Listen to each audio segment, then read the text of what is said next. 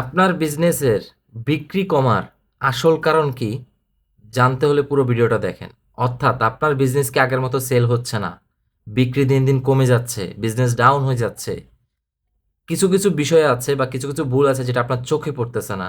সেই ভুলগুলো কি কি এই ভিডিওতেই জানতে পারবেন। নাম্বার ওয়ান, ভুল অডিয়েন্স সিলেক্ট করা। নাম্বার টু, দুর্বল content strategy. Number three, content marketing funnel তৈরি না করা, অর্থাৎ কোনো মার্কেটিং ফানেল নেই আপনার। এই তিনটি কারণেই মূলত হচ্ছে আপনি বিক্রি দিন দিন কমে যাচ্ছে। অর্থাৎ আপনি বুঝতে পারতেছেন না আপনার বিজনেসের দিন দিন কতটা ডাউন হচ্ছে, কেন বিক্রি কমে যাচ্ছে এবং বিক্রি কমার আসল কারণগুলো কি কি। সো এই বিষয়গুলো নিয়ে আমি বিস্তারিত এখন বলবো, এটা কিভাবে সমাধান করবেন। আপনার সমাধান করার কিছু ওয়ে আমি আপনাকে বলে দিচ্ছি। সেটা হচ্ছে আপনি আপনার প্রোডাক্টের আইডিয়াল কাস্টমার খুঁজুন। অর্থাৎ আপনার প্রোডাক্টটা কে কিনবেন, আপনার প্রোডাক্টের কোন কাস্টমারগুলো কিনবেন এবং আপনার প্রোডাক্টটা কোন কাস্টমারেরকে প্রবলেম সলভ করে দেবে, এই ধরনের কাস্টমার আপনাকে খুঁজতে হবে। খুঁজে তাদের কাছে আপনার অ্যাডস ক্যাম্পিংটা, অর্থাৎ তাদের কাছে আপনার প্রোডাক্টটা রিচ করাতে হবে। নাম্বার টু, 80% হচ্ছে আপনি ভ্যালু কন্টেন্ট প্লাস আপনি 20% মানে 20% আপনি সেলস কন্টেন্ট পোস্ট করবেন। অর্থাৎ আপনি যে পোস্টটা করবেন সেটার ভিতরে আপনার থাকতে হবে 80% ভ্যালু কন্টেন্ট। 80% ভ্যালু কন্টেন্টের ভিতরে থাকবে কীভাবে আপনার এই প্রোডাক্টটা কাস্টমার প্রবলেম সলভ করবে, কাস্টমার এই প্রোডাক্টটা কেন প্রয়োজন, কাস্টমার এই প্রোডাক্টটা কেন কিনবেন। দেন 20% হবে আপনার সেলস কন্টেন্ট। এই ফানেলটা যদি আপনি ফলো করতে পারেন, আপনি এই ফানেল অনুযায়ী যদি মার্কেটিং করতে পারেন, আমি আপনাকে কথা দিতে পারবো বা গ্যারান্টি দিতে পারবো অবশ্যই আপনার প্রোডাক্টের সেলস বাড়বে, আপনার বিজনেসের বিক্রি বাড়বে। নাম্বার থ্রি, আপনার ফেসবুক পেজ টোটাল সম্পূর্ণ অপটোমাইজেশন করা। অর্থাৎ আপনার নতুন কোনো কাস্টমার আপনার ফেসবুক পেজে আসলে যেন 5 সেকেন্ডের ভিতরে বুঝতে পারে যে আপনি কি প্রোডাক্ট সেল করতেছেন, প্রোডাক্টের ডিটেলস কি এবং এই প্রোডাক্ট কাস্টমার কি প্রবলেম সলভ করবে। নাম্বার ফোর, কাস্টমারের প্রবলেম বেস কন্টেন্ট তৈরি করেন। অর্থাৎ আপনি যখন মার্কেটিং করবেন তখন কাস্টমারের প্রবলেম বেস কন্টেন্ট তৈরি করবেন, যে এই প্রবলেমটা কাস্টমার ফেস করতেছে, এই প্রবলেমটা দিয়ে আপনার প্রোডাক্টটা দিয়ে কাস্টমার এই প্রবলেমটা সলভ হবে কিভাবে, এই ধরনের কন্টেন্ট আপনি রেডি করে আপনি মার্কেটিং করতে পারেন। দেন সোশ্যাল মিডিয়া প্ল্যাটফর্মগুলোতে পোস্ট করতে পারেন, মার্কেটিং করতে পারেন।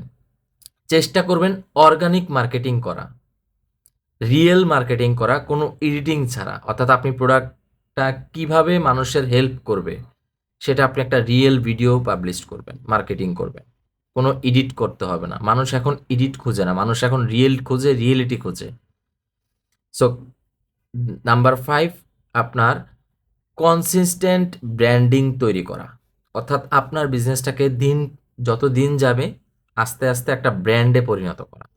যখন একটা স্ট্যান্ডার্ডেবল ব্র্যান্ড হয়ে যাবে তখন আপনি আপনার প্রোডাক্টটাকে একটা ফিক্সড রেটে করতে পারবেন, সেল করতে পারবেন। ফিক্সড রেটে সেল করলে কি হবে, কাস্টমারের বিশ্বাস বাড়বে, প্রোডাক্টের কোয়ালিটি ফুটবে।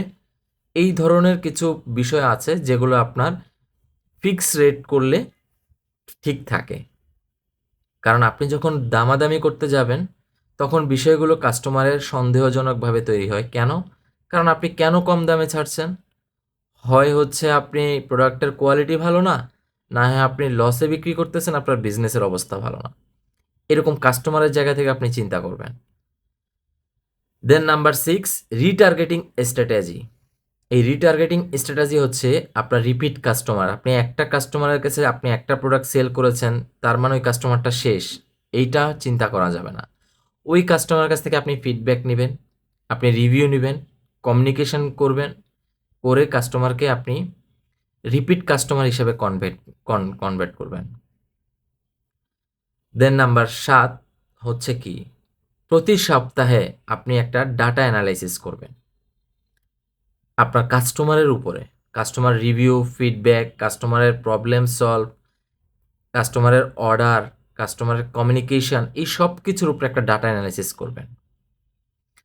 এই কয়েকটা বিষয় যদি আপনি লক্ষ্য করেন ১ মাস রেগুলার বেসিসে, আমি গ্যারান্টি দিতে পারি আপনার সেলস পূর্বের থেকে বর্তমানে দ্বিগুণ বেড়ে যাবে। সো ভিডিওটি ভালো লাগলে এবং কি হেল্পফুল হলে অবশ্যই আপনি কমেন্ট করে জানাবেন।